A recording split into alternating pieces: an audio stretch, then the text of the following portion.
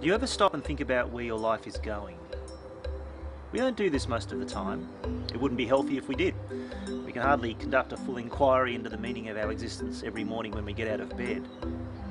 But most people do stop and think about their lives from time to time. We pause, we take our bearings.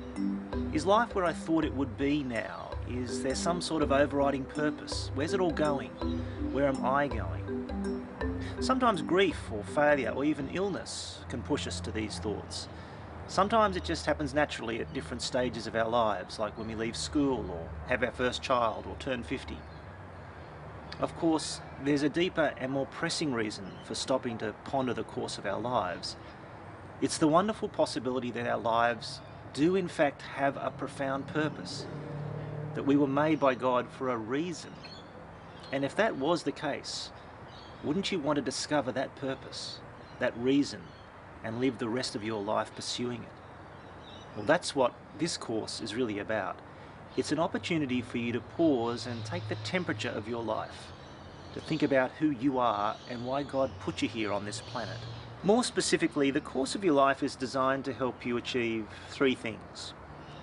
To understand afresh who God is, what He's doing in our world, and what Jesus Christ has to do with that. Secondly, to see and understand yourself afresh, who you really are, what you're here for, what your future holds. And thirdly, on the basis of both of those things, to discover what God really wants you to do with the rest of your life from this point on. Not just in a vague general sense, to give God the glory or to be a good Christian, but more personally and specifically. Your group leader will explain more about the nuts and bolts of how the course will work in just a moment, but in the meantime you need to recognise that this is not a light or small thing that you will be doing as a group over the next several sessions. These are hardly small or inconsequential topics, and there's every chance that as a result of what you do together during this time, your life will never be the same again, because you're going to be delving into what God has to say about the purpose and direction of your life.